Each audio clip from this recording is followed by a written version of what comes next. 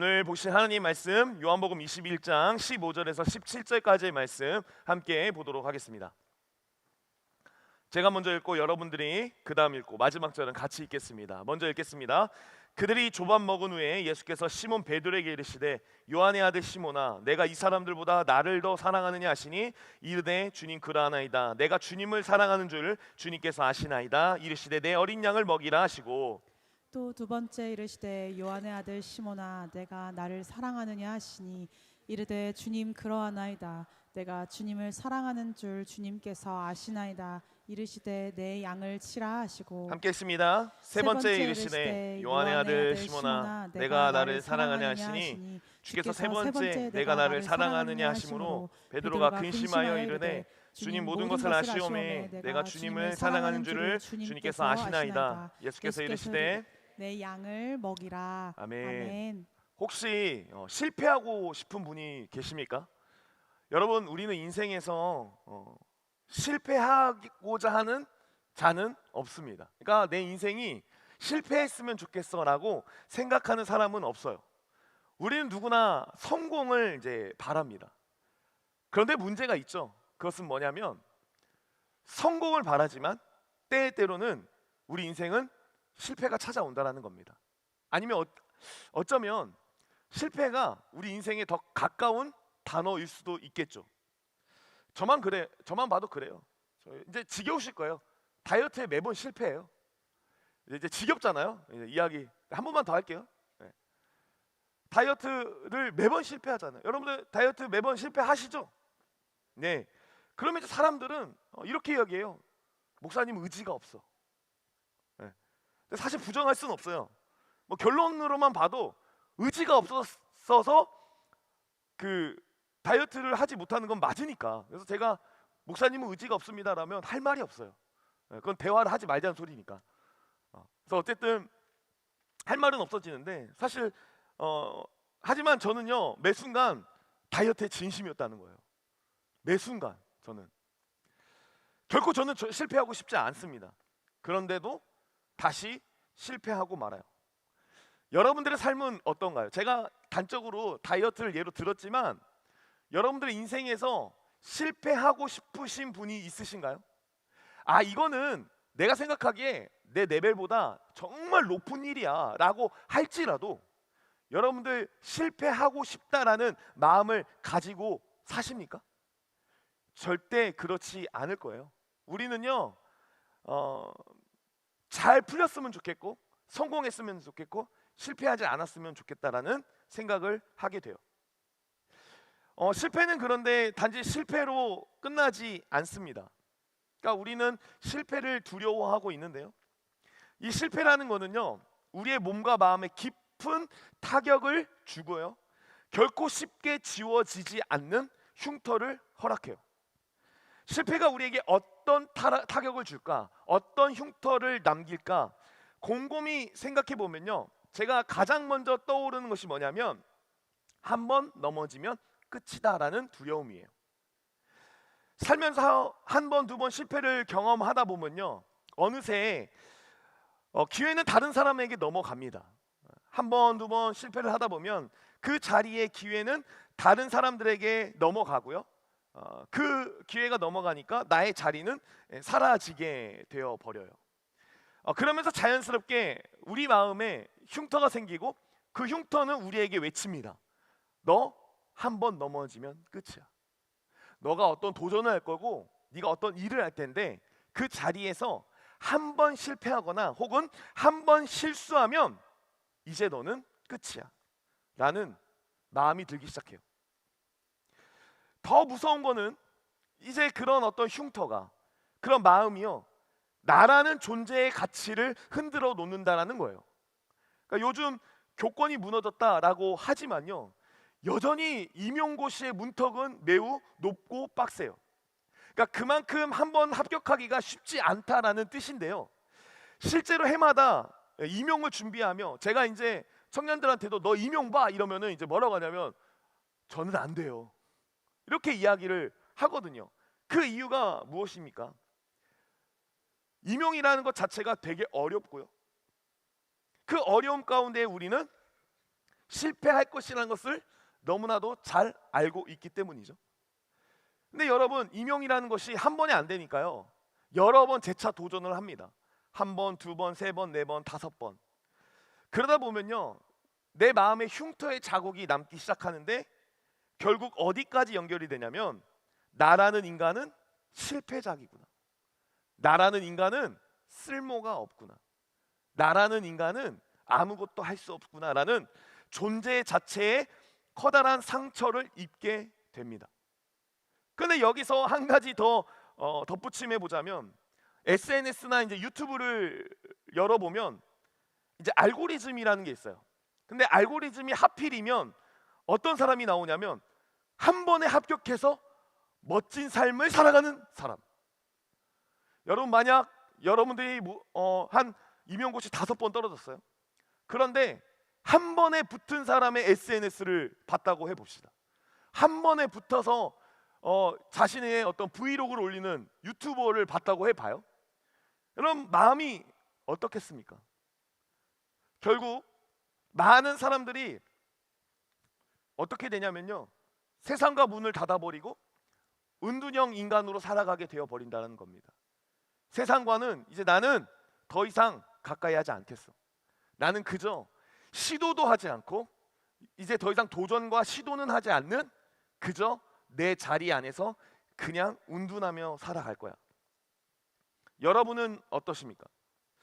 보건복지부에서 2023년에 조사한 고립 은둔 청년 실태 조사에 보면 이제 응답자가 한 2만여 명 돼요. 2만 1,360명인데 그 중에 객관적으로 이 위험군에 속한 청년이 무려 12,105명에 달했다고 합니다. 그러니까 2만 명 정도 되는 사람 중에 한 10,000명 정도가 저는 고립 은둔의 어떤 위험군을 가지고 있다라는 거예요. 실제로 여러분 주변에도 이런 고통을 겪는 이들이 있을 거라고 저는 생각합니다. 여러분들의 동생이라든지 여러분들의 어떤 언니라든지 누나라든지 혹은 형이라든지 방에 들어가서 절대 밖으로 나오지 않는 사람들이 분명 있을 거라고 생각이 들고요. 어쩌면 오늘 이 자리에도 겨우 교회 생활만 이어가는, 좀만 더 시간 지나면 이제 은둔형 인간의 이제 가기 일보 직전인 사람도 분명 존재할 수 있겠다라는 생각을 하게 됩니다. 저는 오늘 그런 삶을 살아가고 있거나 그런 삶을 직면해서 너무 힘들어하고 있는 우리 청년들에게 이 말을 꼭 전해주고 싶어요. 뭐냐면, 실패해도 괜찮습니다. 여러분, 실패해도 괜찮아요. 제가 이렇게 말씀드리는 이유는 딱 한 가지 이유입니다. 바로 예수 그리스도께서 계시기 때문입니다. 저와 여러분이 실패해도 괜찮아요. 왜냐하면 예수님이 저와 여러분과 늘 동행하고 계시기 때문입니다. 여러분, 제가 인생의 모든 순간에서 성공했을까요? 제가 인생의 모든 순간에 제가 성공했을까요? 여러분, 제가 교회 사역을 해오면서, 여러분 이거 답 금방 맞힐 거예요. 제가 교회 사역을 해오면서 모두를 만족시켰을까요? 고개 이렇게 하시는 뭐예요 지금? 답 너무 잘 알잖아요. 저는 모두를 만족시키지 못했어요. 저는요, 실패를 많이 했습니다. 제가 어렸을 적에 말씀드렸잖아요. 제가 전도사를 처음 한 건 2009년이지만 이제 본격적으로 천명교회에 있었던 때는 이제 2010년, 11년이었거든요. 저는 주일 밤마다 왔을 때 마음이 괴로워서 살 수가 없었어요. 마음이 너무 괴로운 거예요. 내가 오늘 하루의 사역이, 내 하루의 어떤 그 교회 생활이 너무 실패했다라는 생각이 드는 거예요. 그러니까 주일 저녁만 되면 너무 좌절이었고 마음이 너무 아프고요. 뭐 지금 생각해도 과거만 생각하면요, 딱 이 단어가 어울려요. 수로 시작해요. 알아맞혀 보세요. 수지 아니고 수치예요. 제가 지금 생각해도요, 그때 시절을 생각해 보면 진짜 수치라는 단어가 너무나 저와 잘 어울립니다.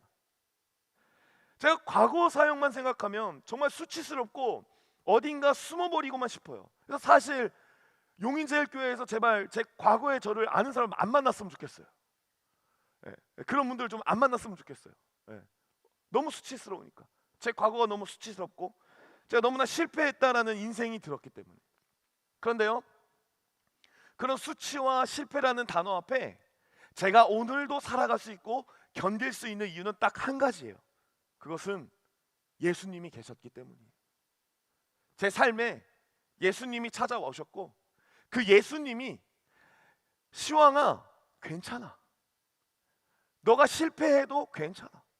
너가 수치스러운 과거를 가지고 있어도 괜찮아. 라고 말씀 가운데에 항상 위로해 주셨기 때문에 제가 지금도 이 자리에 서 있을 수 있는 거예요. 아까 말씀드린 통계 있잖아요. 그 통계를 보면요, 설문조사에 응답한 80%가 자신의 고립된 삶에서 벗어나고 싶다라는 의지를 가지고 있었어요. 그런데 문제는 벗어나지 못하는 거예요. 왜냐하면 힘이 없기 때문에. 벗어나고 싶은데 어떻게 벗어나야 될지에 대한 방법도 모르고, 또 벗어나고 싶은 의지는 있지만 그것을 실제적으로 도전하고 나아가야 될 힘과 용기가 없는 거예요. 사랑하는 여러분, 저는 확신해요. 우리의 고립되고자 하는 그 삶을요, 벗어나게 해줄 수 있는 분은 딱 한 분이시라고 저는 확신합니다. 그분은 바로 예수 그리스도. 예수님께서 저와 여러분의 삶을, 실패의 삶을, 고립의 삶을, 은둔의 삶을 벗어나게 해줄 수 있는 유일한 분이라는 사실입니다. 왜냐하면 예수님만이 우리의 깊은 상처와 수치스러운 흉터를 영광스러운 은혜로 바꿔주시는 유일한 분이시기 때문입니다. 그래서 오늘 여러분에게 말씀드릴 딱 한 가지, 예수님은 마데카솔이다. 예. 예수님은 마데카솔, 새살이 솟는다.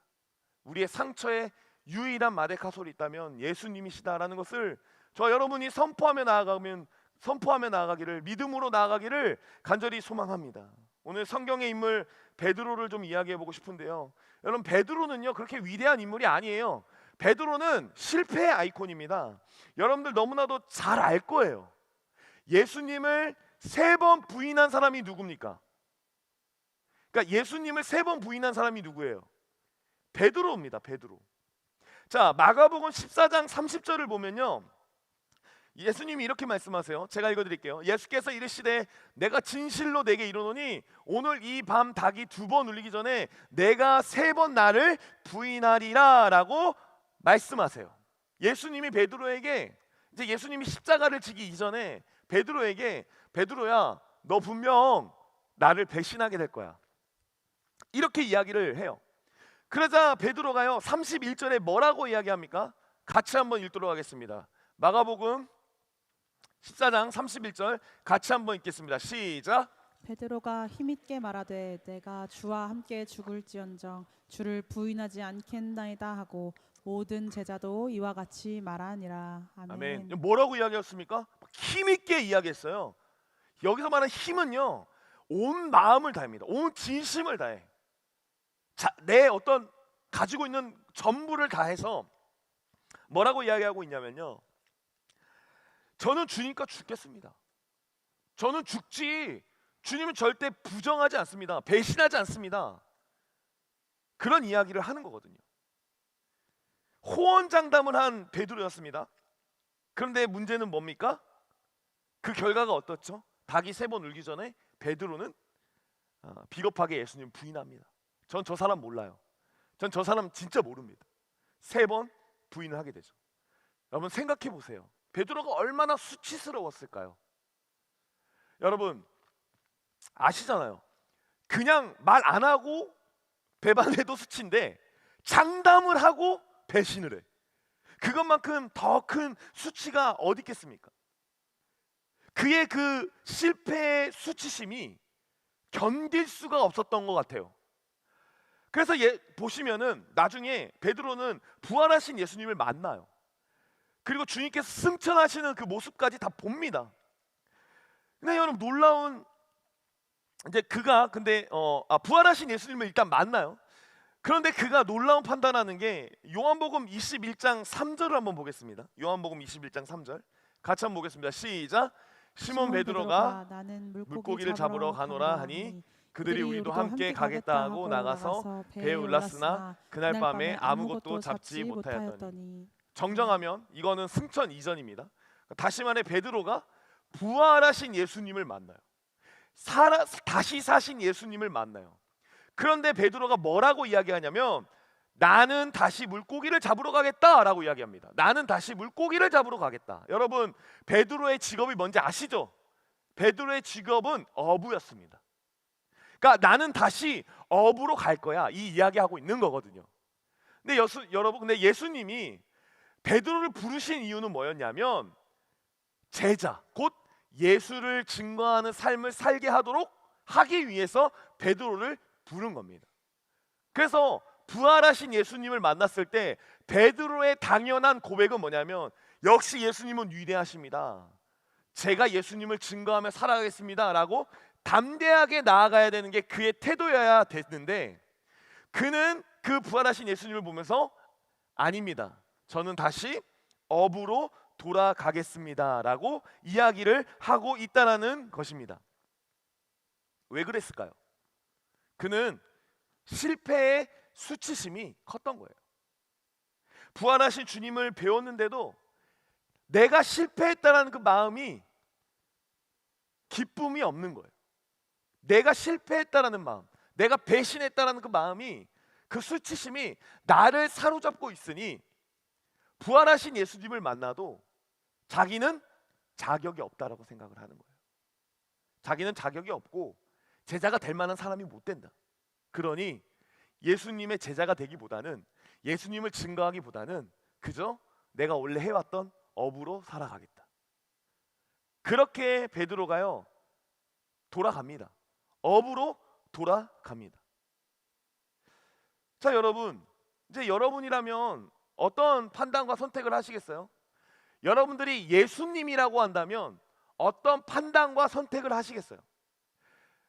자기가 자격이 없다라고 수치스럽다고 이야기하고 제자의 자리를 떠나서 자신이 원래 어부로 삼던 어부로 돌아간 그 자를 만약 여러분들이라면 다시 찾아갈 수 있을까요? 저는 못 찾아가요. 저는 자기가 수치스럽다고 해서 자신의 원래의 자리로 돌아간 그 사람을요 다시 찾아갈 수는 없어요. 그런데 오늘 말씀 가운데 뭘 이야기하고 있습니까?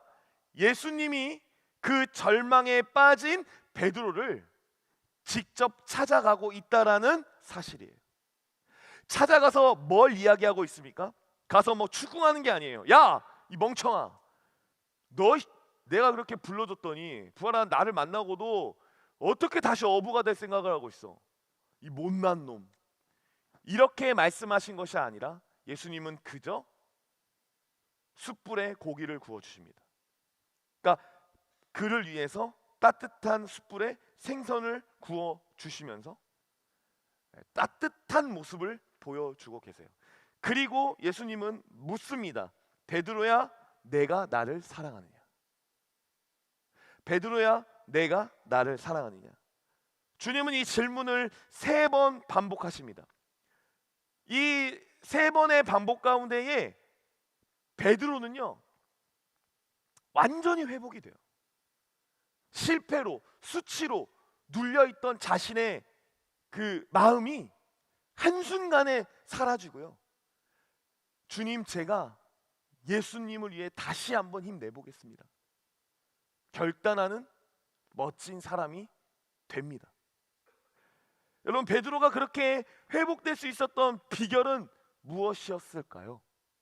딱 하나 해석할 수 있는 것은 예수님의 사랑이었습니다. 예수님의 어떤 사랑입니까? 절대 포기하지 않는 사랑. 내가 선택한 자는 내가 끝까지 그를 붙잡고 설득시키고 내가 다시금 그가 원래 자리로 돌아올 수 있도록 그의 삶에 품었던 뜻을 내가 이루며 나아가겠다라는 절대적인 포기하지 않는 사랑을 베드로가 알았기 때문이에요. 베드로 스스로도 자기를 알죠. 나 같은 자가 어떻게 예수님의 일을 해? 나 같은 자가 어떻게 예수님의 사랑을 받아? 그렇게 생각했을 거예요. 그러나 예수님이 찾아와서 베드로야, 이런 너도 내가 너를 사랑한단다. 실패와 실수가 많은 너도 내가 사랑한단다. 사랑하는 여러분, 제가 여러분들에게 실패해도 괜찮다라고 말하는 이유가 있습니다. 왠지 아십니까? 여러분이 실패해도 절대 변하지 않는 한 가지 진리가 있습니다. 그것은 예수님의 사랑입니다. 여러분들이 실수해도, 여러분이 실패를 해도요, 예수님은 여러분들을 절대 포기하지 않으십니다. 여러분, 결국 우리가 실패와 실수에 두려워하는 이유는 무엇입니까? 그게 내 인생을 다 망칠 거라고 생각하고, 실패하고 실수한 인생은 더 이상 누군가가 주변에 남지 않을 것이다라는 마음이 있는 거 아니겠습니까? 그런데 여러분, 저와 여러분에게 결코 실패해도 실수해도 떠나지 않는 한 분이 계십니다. 바로 예수님입니다. 예수님의 사랑이 저와 여러분에게 늘 동행하고 있다는 사실입니다. 솔직히 저는 자격이 없다고 생각해요. 여러분, 자격 있습니까? 여러분, 저와 여러분이 예수님이라는 존재의 사랑을, 특별히 부활과 십자가라는 그 사랑을 받아 누릴 자격이 있다라고 생각하십니까? 여러분, 저는 틈만 나면 죄짓기를 좋아하고요, 틈만 나면 예수님 생각하지 않고요, 틈만 나면 예수님을 이용하려고 하는 자 중에 한 명이라고 저는 고백할 수밖에 없습니다. 저는 매 순간 그것을 위해 싸우고 있는데요, 그 매 순간 그것을 위해 싸울 때 저는 가끔 그런 생각해요. 예수님, 이 정도면 그냥 저를 포기해 주시는 거 어떠세요? 여러분, 이렇게 이 정도면, 이렇게 흉터가 많고 세상이 말하는 어떤 기준 안에서 실패가 많은 저요, 저 자격 없어요. 그러니 주님, 그냥 저 포기해 주시면 어떠세요? 라는 마음이 들 때도요, 여전히 하나님은 저를 말씀을 통해 은혜를 주시고, 또한 예수님 안에서 다시금 힘이 날 수 있도록 말씀 가운데 저를 지도하시고 또 붙잡아 주시고 하는 일을 여전히 경험하고 있다는 사실입니다. 그 사랑이 저에게만 있는 것이 아닙니다. 여러분에게도 있습니다. 여러분들의 인생에 실패하고 실수한다 할지라도요, 괜찮습니다. 여러분들이 실패하고 실수해도요, 여러분들을 향한 예수님의 사랑은 결코 변하지 않는다라는 것입니다.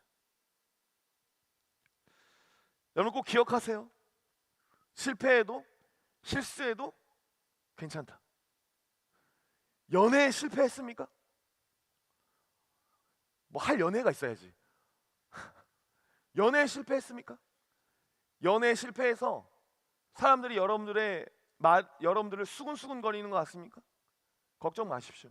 괜찮습니다. 예수님은 여전히 당신을 사랑합니다.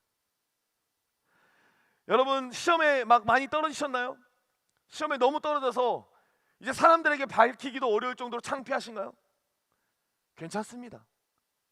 여전히 예수님은 당신을 사랑합니다. 취업에 실패했습니까? 제가 아는 친구는 한 4년째 놀고 있는데, 우리 청년들 중에도 한 4년째 놀고 있습니까? 괜찮습니다. 괜찮아요. 여러분들 라면 먹으면 돼요. 그치만 변하지 않는 한 가지 진리가 있다면, 예수님은 당신을 여전히 사랑하신다라는 사실입니다. 사실 실패가 주는 가장 큰 힘은 뭐냐면 자기 부정입니다. 우리는 실패를 거듭하면, 아까도 얘기했지만, 자격이 없다고 생각합니다. 그러나 여러분, 예수님은 그렇게 생각하지 않으십니다. 오히려 여러분들이 실패하면 실패할수록, 여러분들이 좌절하면 좌절할수록 예수님은 여러분을 더 큰 도구로 사용해 주실 줄을 저는 믿어요. 그 증인이 바로 이 앞에 있지 않겠습니까? 제가 그랬어요. 제가 실패했어요. 저는 실패한 인생 맞아요. 아마 여러분들한테 제 실패한 이야기를 다 늘어놓으면 저를 여러분들 목사로 보지 않을 겁니다. 하지만 그럼에도 저를 포기하지 않는 하나님의 은혜와 사랑이 여전히 있었기 때문에 저와 지금 이 자리에 있을 수 있었다라는 사실이죠. 하나님은 항상 저에게 찾아오셔서 그런 이야기 말씀하세요. 많이 그러니까 말씀을 통해서 저에게 주시는 마음이 뭐냐면, 야 시황아, 어차피 이러도 너 본전 아니냐? 이 마음 진짜 많이 주세요. 제가 우울하고 실패했잖아요. 그리고 이제 설교 못했잖아요. 그러면 이제 찾아오셔서 저한테 하시는 어떤 위로가, 야 시황아, 너 어차피 이러도 본전 아니야? 이거였어요. 사실 여러분이 이 땅 가운데 올 때 여러분 다 빈손으로 오지 않으셨습니까? 나 뭐 두 손에 한 500만씩 쥐고 나왔다, 엄마 뱃속에서. 있습니까? 지금 여러분들이 가지고 있는 여러분들의 몸조차도요, 여러분들의 힘으로 만들어진 것은 아니에요. 내가 몸이 되어야겠다, 이렇게 하지 않았잖아요. 사실 여러분, 우리의 삶은요, 원래부터 내 것이었던 것이 하나도 없어요. 내 것이었던 것이 하나도 없어요. 그렇다면요, 오늘 하루 숨을 쉬며 살아가는 것 그 자체가요 커다란 은혜 아니겠습니까? 오늘 이렇게 함께 모여서 예배할 수 있게 해주신 거, 또 오늘 점심에 국수 먹게 해주신 거, 오늘 아침에 무탈하게 눈뜨게 해주신 거, 여러분 그게 어떻게 보면 아무것도 아닐 수 있는데요, 그게 어쩌면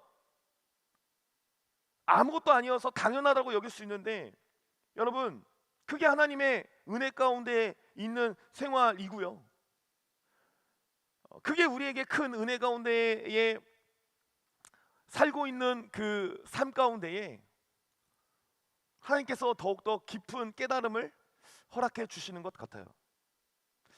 여러분, 우리가 살고 있는 이 사회는 그래도 최소한의 생존은 지켜줄 수 있는 시스템이 마련되어 있습니다. 안 그래요? 제가 노숙자분들한테 충격받았던 중에 하나가 밥을 귀찮아서 안 드신대요. 여러분, 노숙자분들은 밥을 귀찮아서 안 드신대요. 그리고 더불어서 서울이 지붕이래요. 다 자기들의. 엄청 긍정적 마인드. 여러분, 당장 굶어 죽을 걱정 없는 시대를 살아가고 있는 저와 여러분이